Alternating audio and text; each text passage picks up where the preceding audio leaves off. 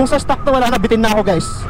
Pero ano, wala na, naunahan natin ng mabilis yung truck. Ayan, tumatakbo tayo ng 60 plus sa ahon, sa matinding ahon na to. Kaya kung ako sa inyo, kung gusto nyo talaga ng malakas na hatak, ayan, may naabutan na naman tayong truck. Overtake tayo. Wow, grabe, ahon mo yun ha. Ayan, sabayan natin sa overtake tong pick up. Let's go.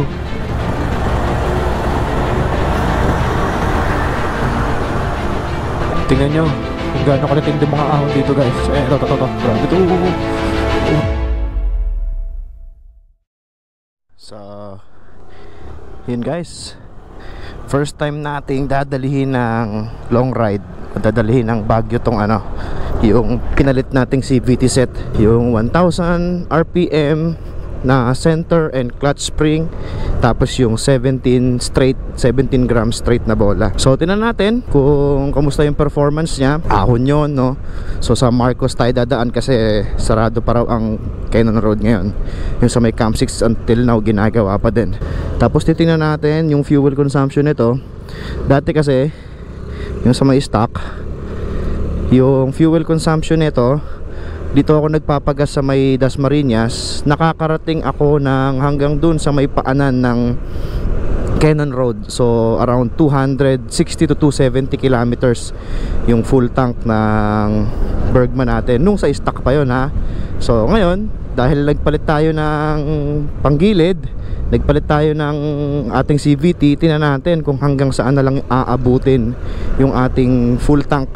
So yun, ingatan tayo ni Lord sa ating biyahe, kanyang protection sa atin, sa ating pagbabiyahe. Samahan tayo, makarating tayo ng ligtas dun sa ating pupuntahan sa Baguio. Alright, so ano lang tayo, takbong chill lang tayo, hindi tayo haharurot ng matindi, sabagay, para hindi rin ganun kalakas yung ating gas consumption. So simula na nagpalit tayo ng CVT set, yung ating fuel consumption ay naglalaro ng 45 pababa. Pero kagabi nagpa full tank ako, nag 46 kpl siya doon sa ating bagong CVT set. Sa stock kasi natin naglalaro tayo ng 48-50 pataas hanggang 55 pa nga, di ba? Yun napanood nyo sa video natin, umabot tayo ng 57 kpl doon sa huling testing natin doon sa may stock bago tayo magpalit nitong bagong CVT set. So yan, ano lang tayo, 60 to 70 siguro. Pag dating natin ng Pangasinan, Tarlac, yung malawak na kalsada, hanggang 80 pwede na. Pero hindi natin panggigigilan. Ang oras natin, ang oras ay 10:30 dito sa may dashboard sa panel ng motor natin. Normally, ang Cavite, Dasma to Baguio, binabiyahe ko yan ng kulang-kulang 6 hours doon sa pacing na normal pacing ko. Pero dahil magchi-chill ride tayo ngayon, baka 6 hours mahigit tayong babiyahe. Yan, so kung makikita nyo, hindi talaga siya full tank nung umalis tayo kasi tinakbo ko na to kanina sa Imus, Bacoor, yan. Kaya 37, almost 40 kilometers na siya nung alis natin. Kaya malamang hanggang Tarlac lang to, hanggang Papas Tarlac, yung shell do na minsan pinapagasan ko. Tingnan natin. Grabe, kala mo rush hour pa rin dito sa Las Piñas na part, oh. Mag alas 11 na, oh. Pero parang rush hour pa din.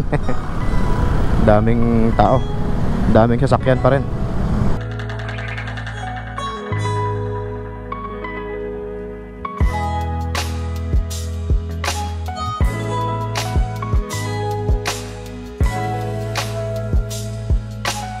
No, sobrang init dito sa Manila ngayon.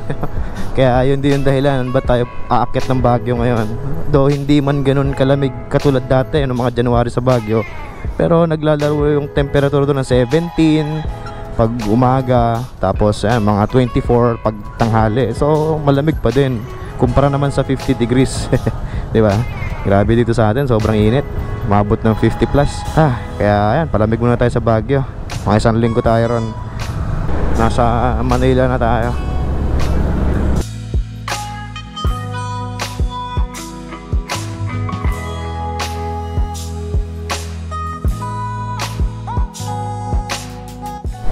So ayan, around 63 kilometers, nagbawas na siya ng 1 bar.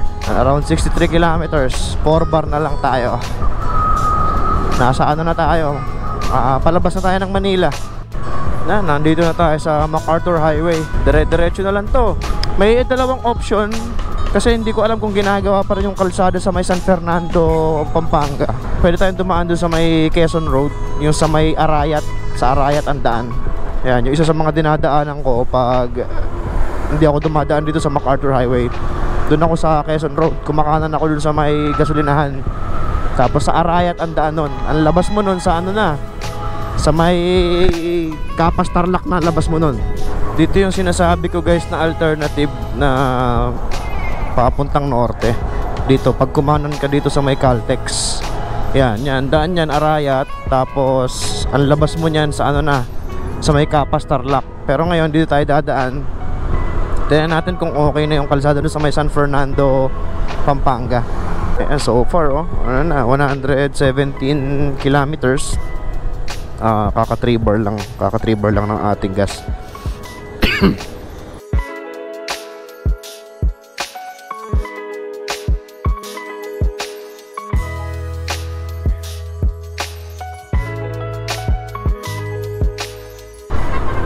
Welcome to Angeles City, Pampanga. Gandang-ganda talaga ako dito sa kalsada ng Angeles pagkagabi. Tignan nyo naman. Parang airport oh. Oh, diba?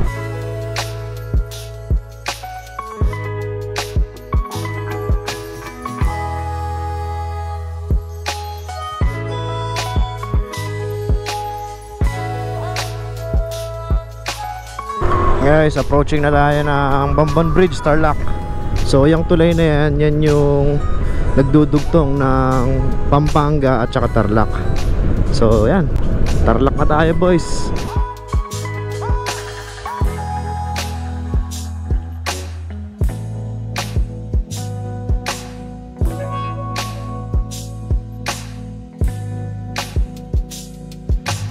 Around 170 kilometers na 2 bars na lang ang ating gas. So parang sinusubaybayan ko siya, parang kayang mag 50 kpl to Ewan natin, tinan natin mamaya. Pag nag 1 bar na lang to, yun, maghahanap na tayo ng gasolinahan. Huwag na nating antayin na mag blink ng sabay. So ina-expect ko to mga 45 kpl below pero mukhang, ewan ko kung hihigitan niya yung expectation ko. Baka more than 45 kpl tayo. Obserbahan lang natin. Takbong ganito lang tayo, 70 lang, 70 to 80 pag mga ganito kalalako na kalsada. Pagas na tayo dito guys sa Shell para tuloy-tuloy na tayo. Huwag na natin antayin mag 1 bar. Unleaded kuya, full tank po.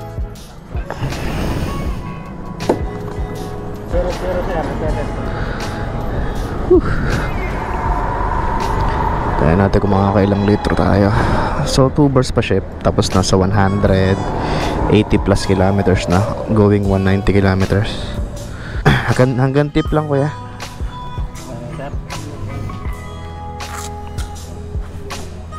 Yan, pwede na po. 3.4 liters. Ganyan doon tayo magpupultak lagi sa tip po yan. Ngayon, compute natin yung KPL. 188.3 divide 3.4.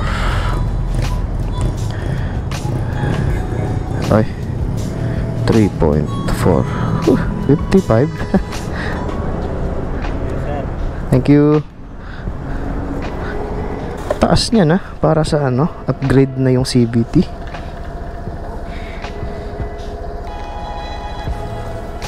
Guys, mataas to.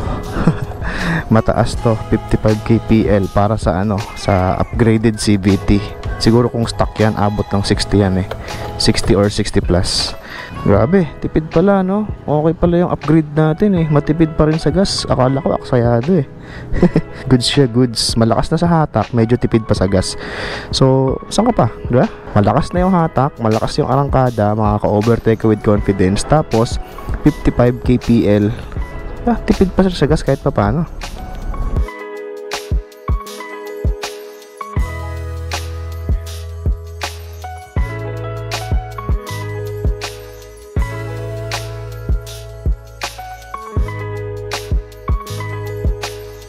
So, yun guys no. Kasi tayo dito sa Shell. So na-reset na natin yung trip A natin kasi nagpa full tank tayo. So taas nun ha. Actually more than I expect. Ang ina-expect kong KPL niya guys is 45 below.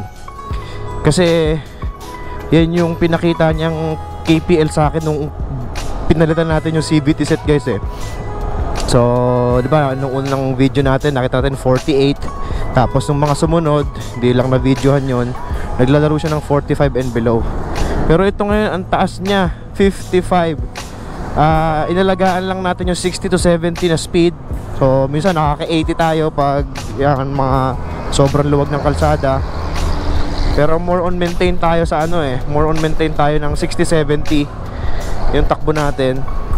At malaking factor yung gulong kasi kanina bago tayo umalis talagang sinet ko sa 31 yung PSI ng harap, tapos 30 ata or 29 yung sa may likod. So pag malambot kasi yung gulong natin guys, minsan hindi ko na mamalayan malambot gulong ko. Kaya nagtataka ko, kahit sa stock ko dati minsan hindi nag-50. Kahit sa stock ko hindi umaabot ng 50. Yung pala, yun na pala, yung pala malambot yung gulong ko. Minsan pag nagpapahangin ako, below 20 yung gulong ko sa likod. So hindi ko namamalayan yun eh. So malaking factor na tama yung PSI ng gulong, 'di ba? Hindi malambot. Kasi pag malambot, yun nga, nagko-cause yun na malakas sa konsumo ng gas.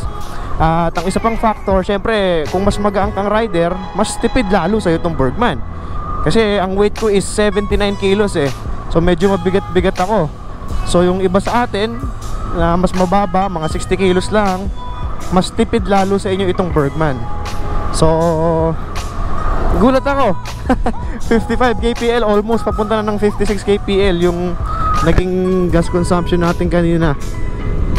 Di ko ina-expect yun na ganun kataas yung kilometer per liter natin para sa isang upgraded na CVT. Kagaya nga na sinasabi ko sa inyo kanina, 'di ba? Okay na okay sa akin 'to. 'Di ba? Malakas sa arangkada, makaka-overtake ka with confidence. Tapos hindi pa ganun kalakas sa gas. Gulat ako. Alright, next stop over natin doon na sa may Shell, Rosario, sa may La Union na mismo. So bago tayo umakyat ng Marcos, higop lang tayo dun kahit mga noodles, no? Tapos mamaya, yan na, malalaman na natin ang performance nito sa Ahon pagdating natin sa Marcos Highway, paakyat ng Baguio. Okay, guys, approaching yan, Paniquitar Lap.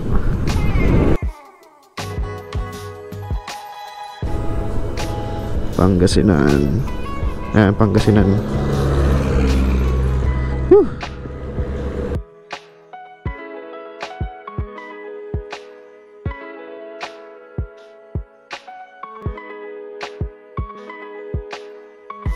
Guys, dito na tayo sa may La Union, yung tulay.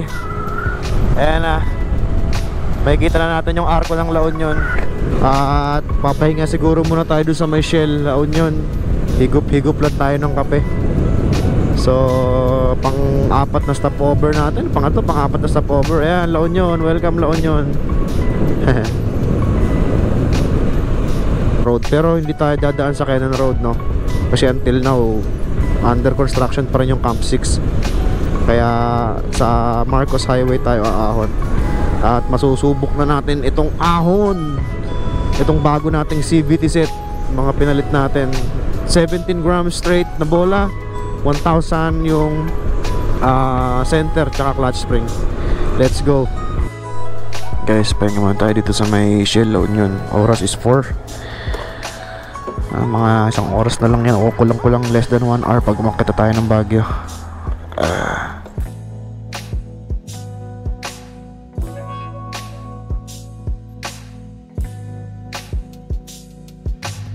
Na guys, alis na tayo rito. Akyat na tayo ng Marcos Highway.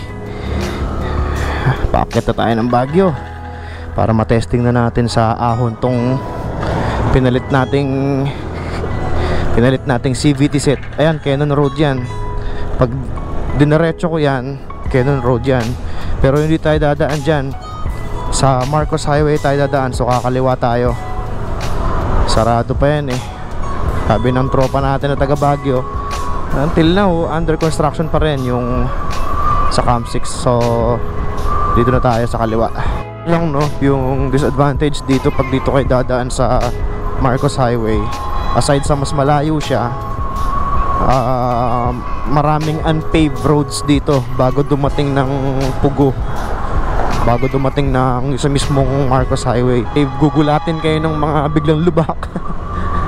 Hopefully mas mapabilis yung paggawa ng Canal Road, no? Para mas malapit. At the same time, mas shortcut kasi yun, mas malapit na way papuntang Baguio. O dito, no, hindi na tayo nag-expect na mataas ulit yung ating kilometer per liter sa gas consumption, kasi ahon to. At the same time, mas magta-throttle na tayo ng magta-throttle dito, kasi hindi pwedeng chill dito kasi ahon to eh.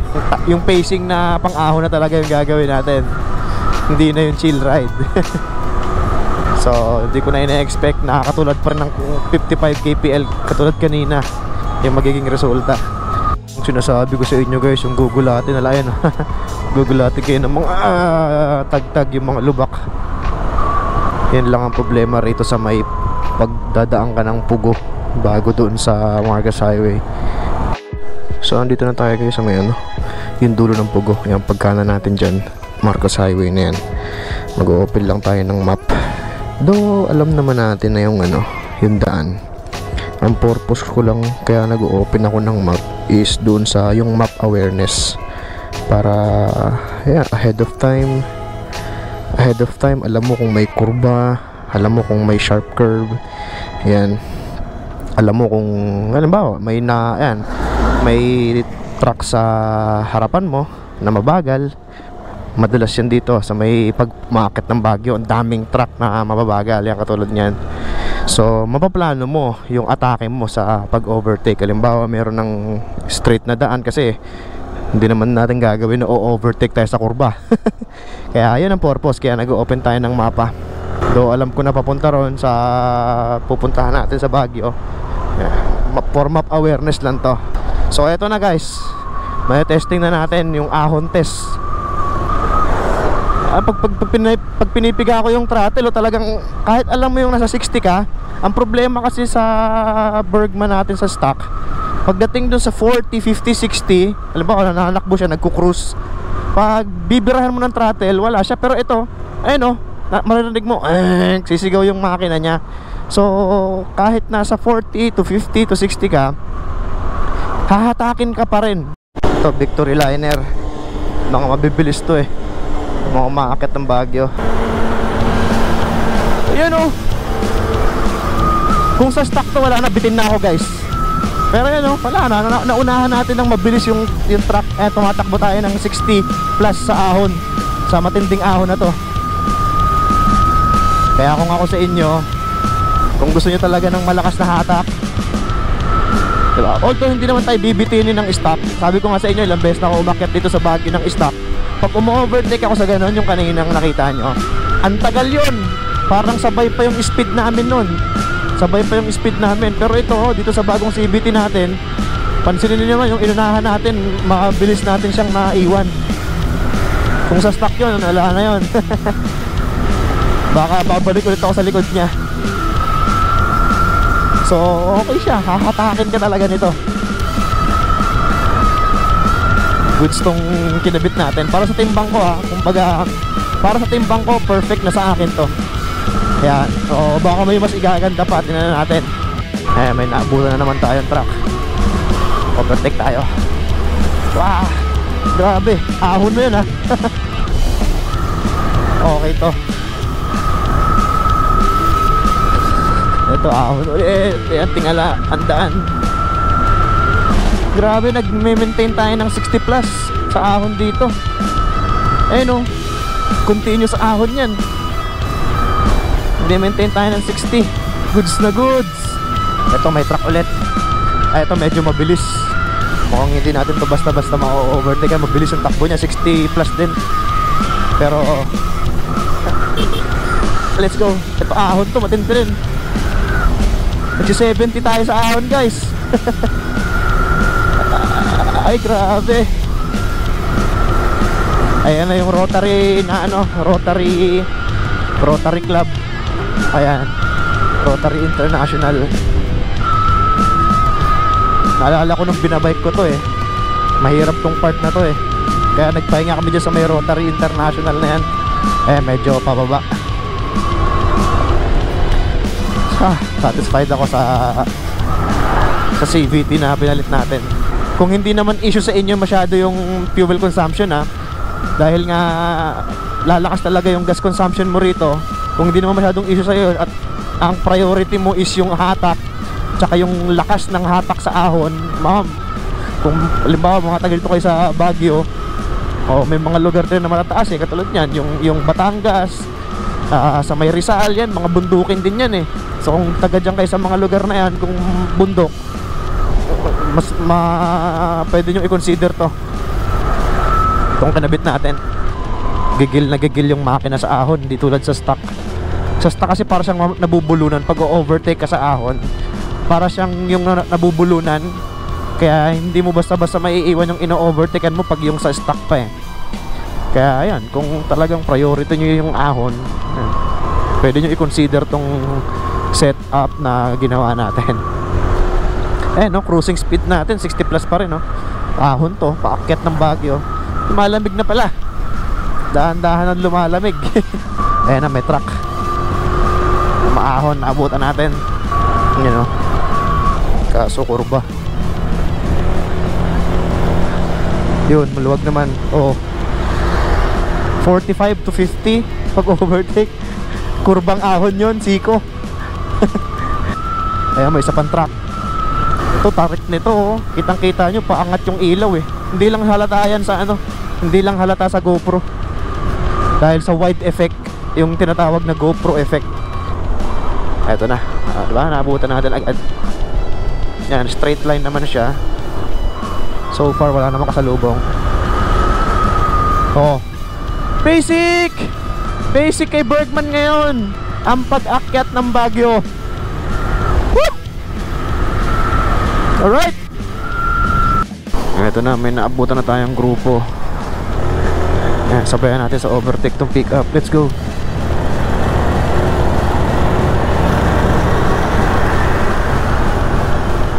Pag normally pag ganito yung mga pick up, mabibilis naman sila sa ahon Ginagawa ko lang point man yan. Madalas hindi ko yan inuunahan kasi mabilis nga sila Yan, gawin mo lang silang point man para aware ka na biglang may sharp curve. Sa sasakyan pa lang nasa unahan mo, makikita mo na. Yung mga bundok na bahay guys. Magbubukan liwayway na rin kung kita nyo. Sobrang lamig na guys. Malapit na tayo dun sa may tulay, yung tulay na mahaba. Tapos after nun, yung tunnel pala, sorry. Malapit na tayo dun sa may tayo na ata yun After ng mga tindahan na yan, tunnel na. Then after nun tunnel, yung tulay na. Mga 5 kilometers na lang, Baguio na yun. Eto, tunnel na to. Ayan, tunnel na yan.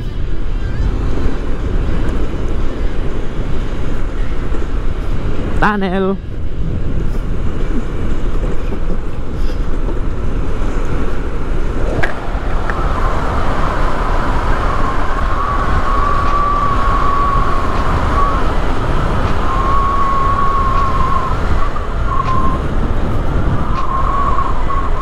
Yan, tulay na. Yan yung tuba, Benguet. Yan yung mga ilaw sa taas na yun, nakikita nyo. Yan yung, andyan yung Valley Point campsite, yung mataas na yan.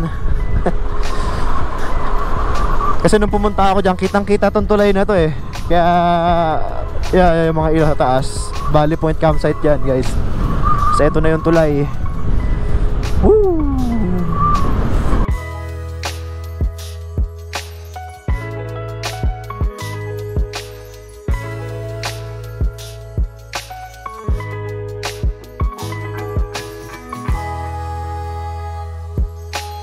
Karatula na to na 5 km Baguio City.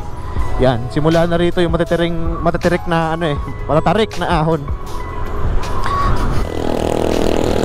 Baguio na, lamig na.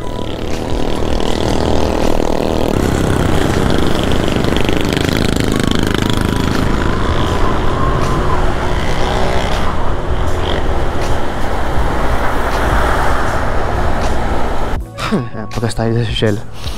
So, ano na yan, sigurado to mga ano na to. Mahal dito, 73 unleaded. Doon sa pinagasan ko sa baba, 65. Lalaki na konsumo nito. Siguro mga ano lang to, 40, mga below 50. Below 50 kpl na lang. Ayan natin. Hanggang tip lang po.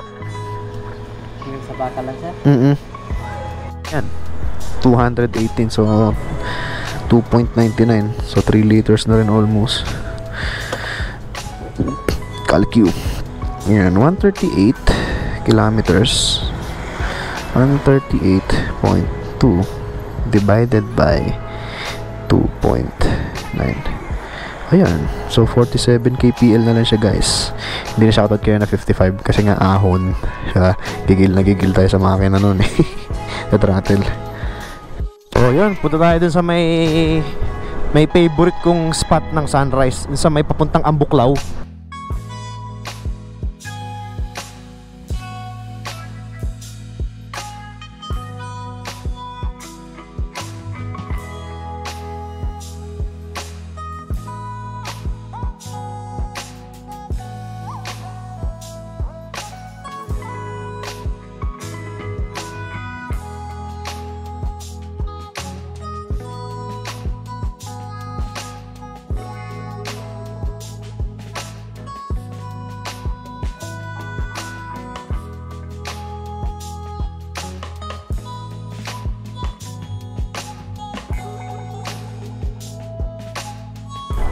Sa pang ilang exit ba siya?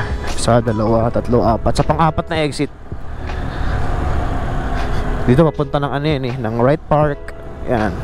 So dito tayo. Oh, wala na yung logo ng Paambuklaw. Dito yun.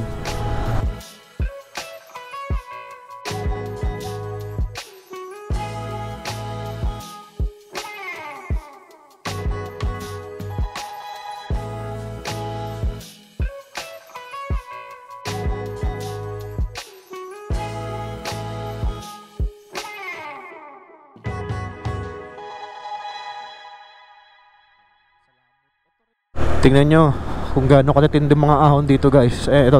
Grabe to. Oh my god. Grabe yun. Tingala eh.